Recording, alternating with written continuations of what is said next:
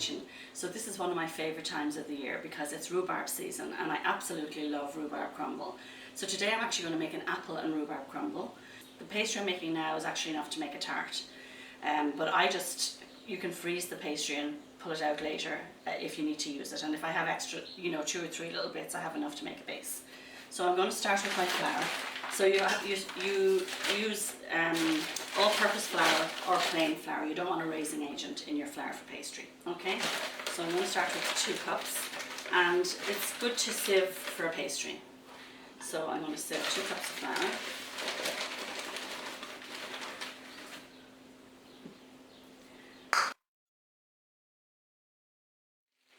So you're going to use a half a cup of icing sugar. I only have a 1/4 measuring cup here, so if you wanted less sweet, you could put a little less in. It's totally up to you.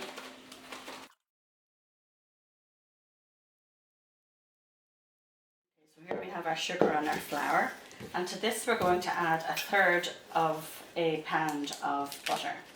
So there's 1/3 and 2/3, so that's 3/3. You can just do it roughly, it doesn't have to be exact. Okay, and now I'm going to, let me just get, I think I kind of went a little off there. Let's grab that little bit. And then the best thing to do is to chop it up and put it into your flour. So you're going to work the butter through your fingers, like you do for my scones, until you get a breadcrumb consistency. Okay, so I run it through my fingers like this, and that's how you blend it to the flour. Okay, so that's pretty good. So now we have our breadcrumb consistency. It's okay if there's little lumps in it. They'll work their way through when you're kneading. Now I'm going to get a cup. Actually, I'm going to get 2 cups because I'm also going to get a cup of really cold water. So I'm going to let my tap run. I'm going to crack my egg into my cup.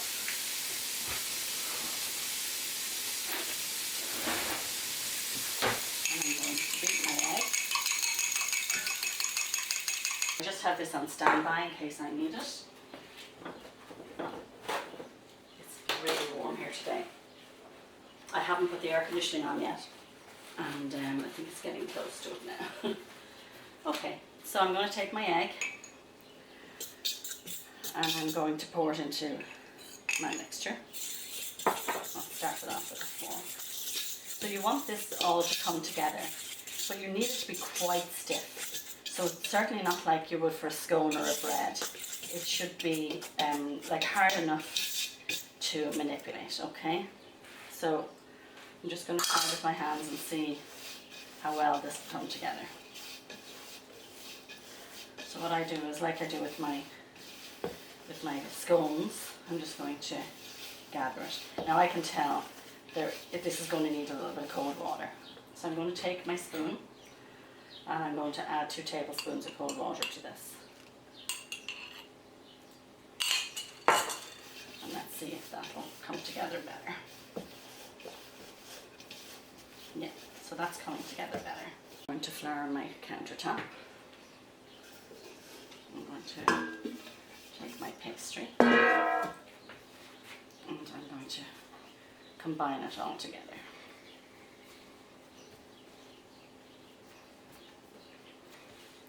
Okay, you should never over knead. So that's perfect. I've just brought it all together.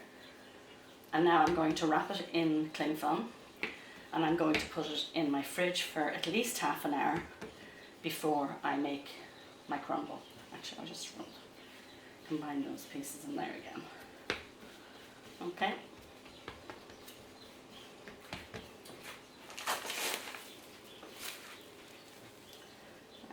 Put it into cling film and cover it well.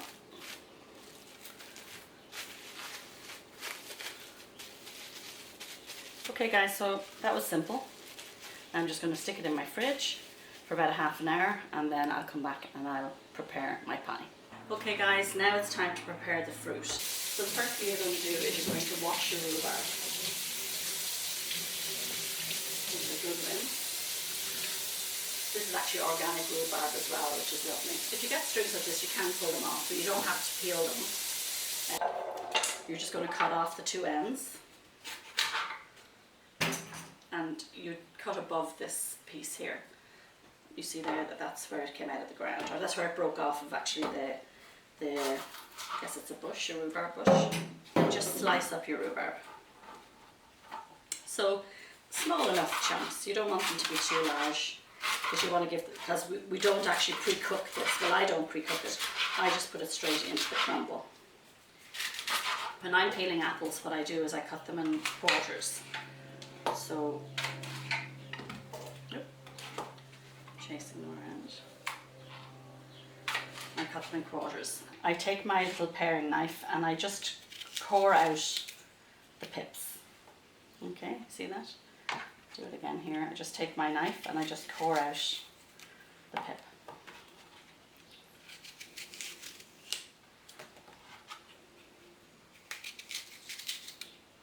And then I'm just going to peel them. And as I say, these are lovely and sweet, but it was still delicious when I made it last night. So when I peel them, then I just slice them like that, and just start to throw them into my bowl. Okay guys, so the pastry's made, the apple and rhubarb is ready, so now we're just going to assemble. We will have to make our crumble as well, but that's a very quick process. Okay, so I'm going to flour my countertop. And my pastry's nice and cold. Now I'm not going to need all of this pastry, because remember I said this is enough to make a pie. So I'm going to cut off maybe about a third of it, okay? And I'll just freeze that and I can use it again. So in Ireland you would cook it at 180 degrees for about 35 to 45 minutes. But I found here I need to make it 190 degrees, which would be about 380 degrees. Fahrenheit. I hope I have it right, but you'll understand what I mean. So I'm going to turn my oven on and I'm going to turn it to 190. In Ireland you're only going to go to 180. So I'm going to go bake 190, and actually I'm going to take out my pans. I'm going to let that heat up. Okay, so my pastry's here now and I'm just going to start rolling it. I should put a little bit of flour on it actually. So because it's been in the fridge, it's kind of, you know, it's not the easiest thing to roll. So you do have to put your back into it a little bit.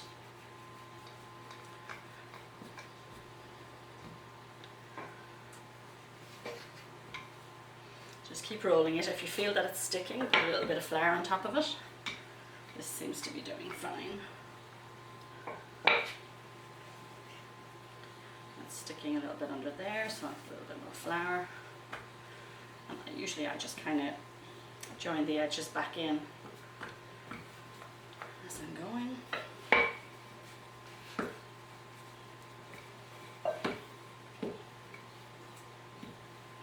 It's so easy to make. Roll it out until you have enough to cover your dish. This is my dish here, so that's perfect. And I'm just going to butter my dish before I put the pastry on. So just take your butter, take a little piece off the foil, and butter your dish. Now you lay it over, and then smooth it out.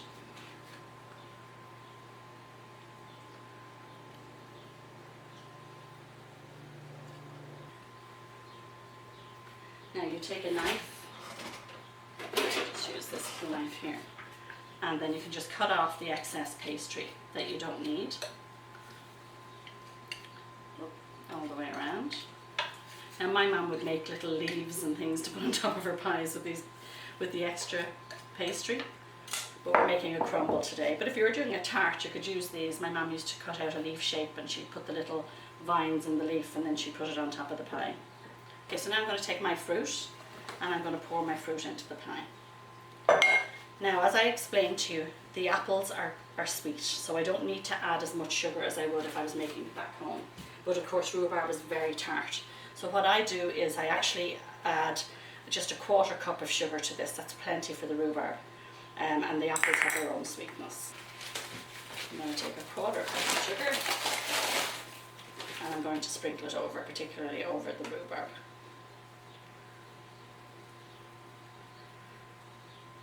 If you had sour apples, put a half a cup of sugar. And now we're going to make our crumble. The crumble is the simplest thing in the world to make.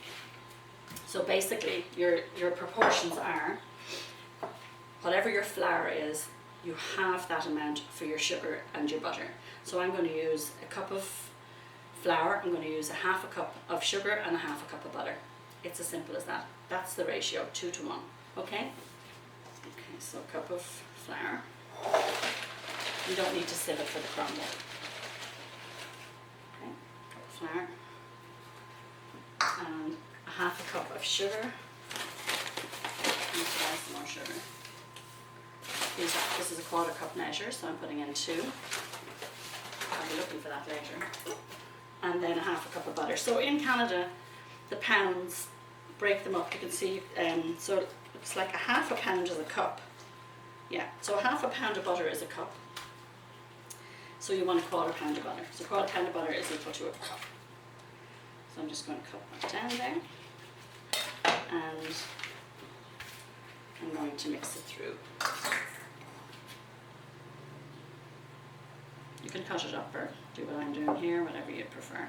Now, what's nice with the crumble, if you have little lumps of butter, it's fine, just leave them. They become really crunchy and it's really, really good. So you don't have to work it as much as you would have the pastry. So it can be a little bit rougher.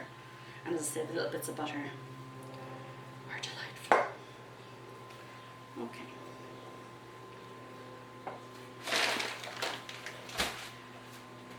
So if you can see how quick that was. And now I'm going to sprinkle that over my fruit.